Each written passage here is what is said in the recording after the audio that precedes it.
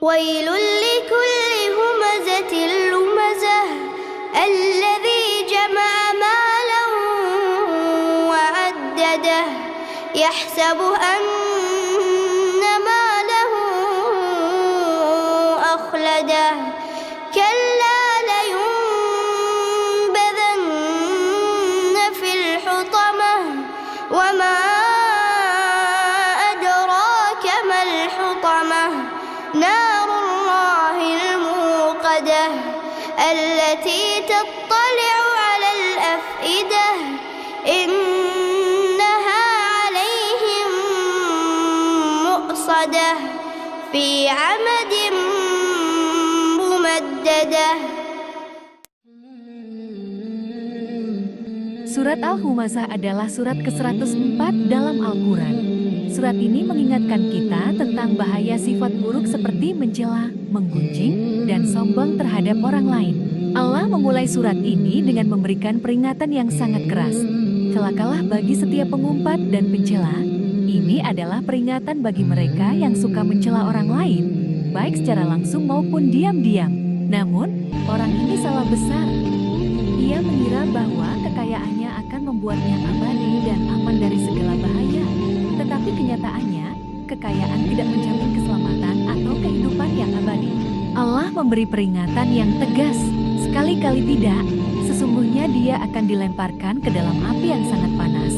Ini adalah gambaran tentang hukuman bagi orang yang sombong dan hanya mementingkan kekayaan tanpa peduli dengan amal kebaikan. Api yang dimaksud adalah api neraka yang sangat panas dan menghancurkan.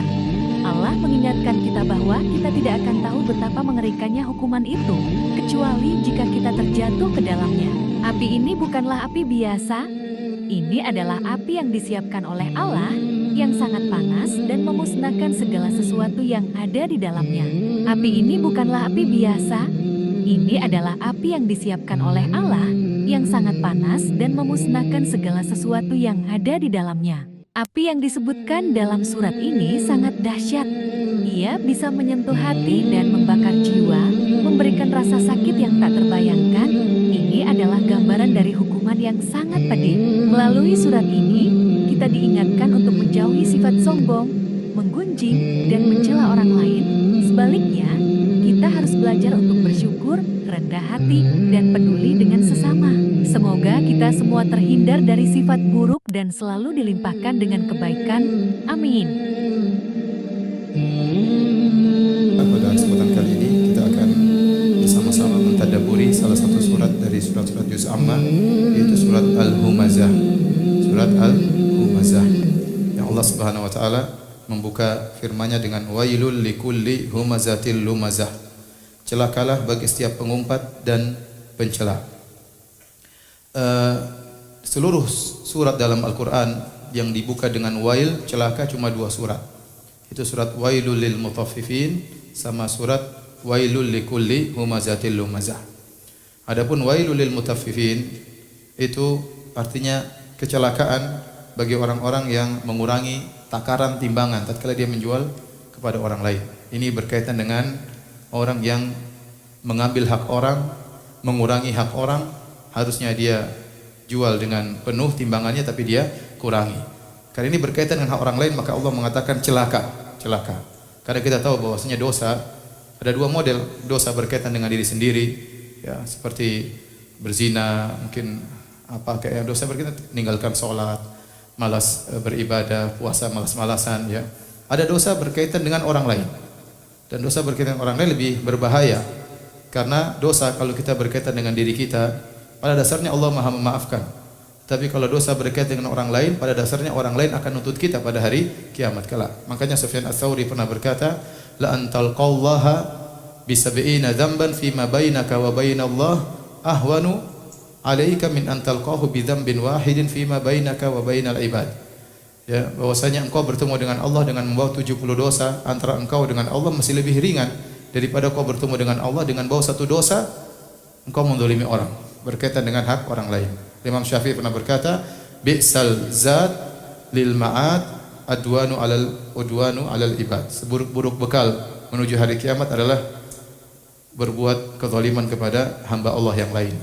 Nah, dalam Al-Quran seluruhnya cuma 2 surat dibuka dengan wail, celaka. Yang pertama wailul lil mutaffifin, berkaitan dengan orang yang menzalimi orang lain dari sisi harta orang lain. Yang kedua surat yang akan kita bahas ini wailul likulli humazatil lumazah, yang artinya celaka bagi setiap pengumpat dan pencela. Dan ini berkaitan juga dengan hak orang lain, tapi berkaitan dengan harga diri orang lain. Kita tidak boleh menzalimi orang lain berkaitan dengan darahnya, berkaitan dengan harganya, dengan hartanya, berkaitan dengan harga dirinya, tidak boleh. Dalam hadis kata Nabi SAW, inna dima'akum wa amwalakum wa a'radakum haramun alaikum. Sungguhnya darah kalian haram, tidak boleh ditumpahkan di antara kalian. Wa amwalakum, demikian juga harta kalian haram, tidak boleh diambil, ya.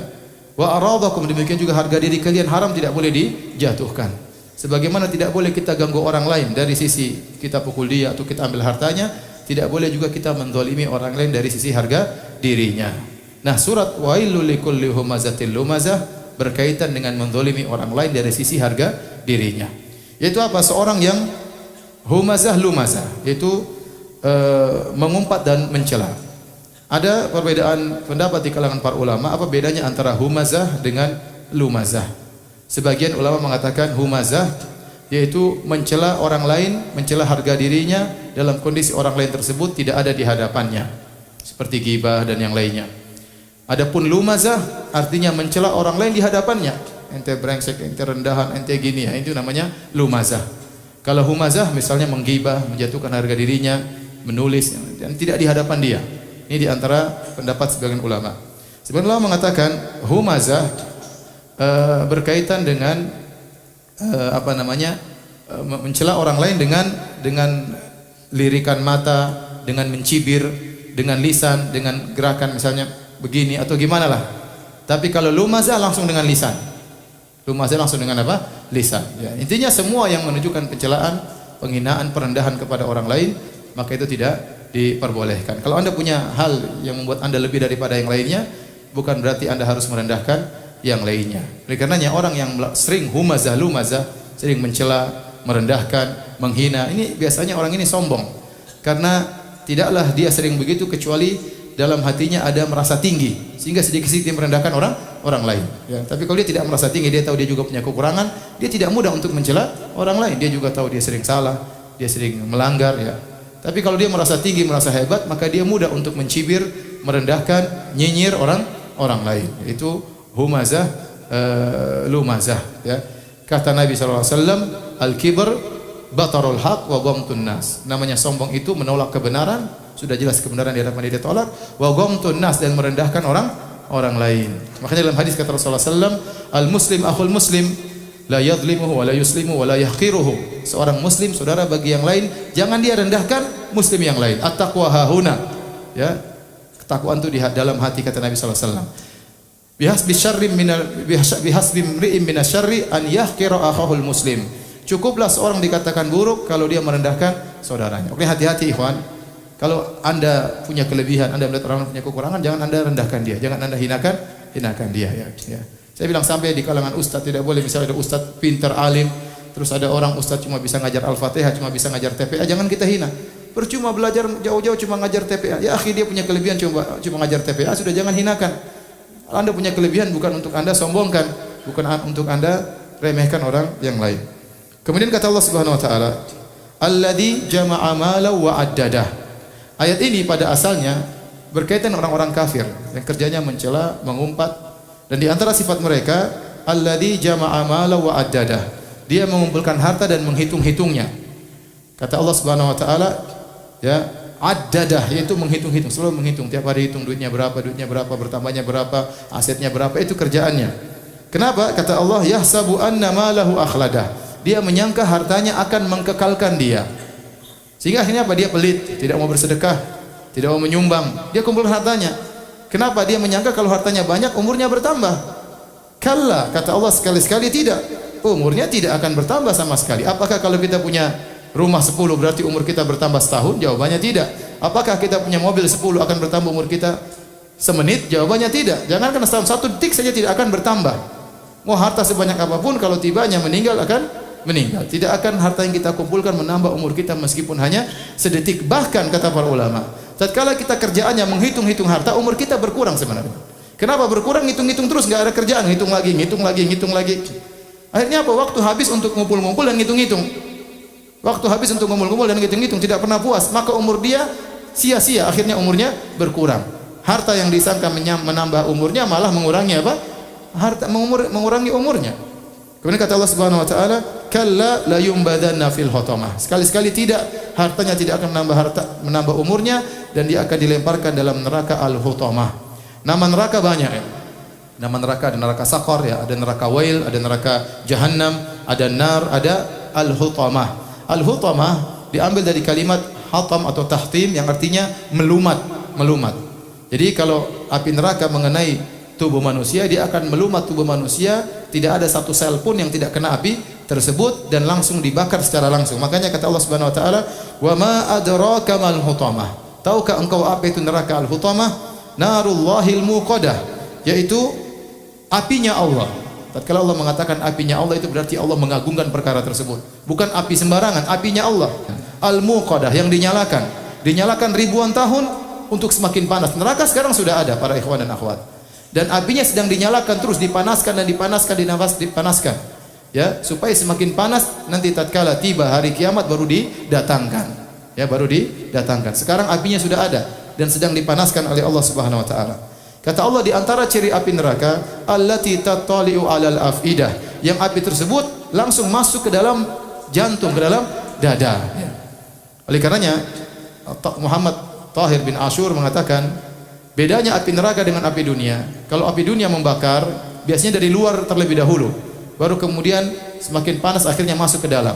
Adapun api neraka bakar langsung luar dalam, langsung begitu dibakar langsung masuk ke jantung. Ya, jadi apinya tidak di luar dulu baru dalam. Kalau kita bakar sate, luar dulu yang panas, nanti dalam baru belakangan. Bisa jadi di luarnya hangus, dalamnya belum.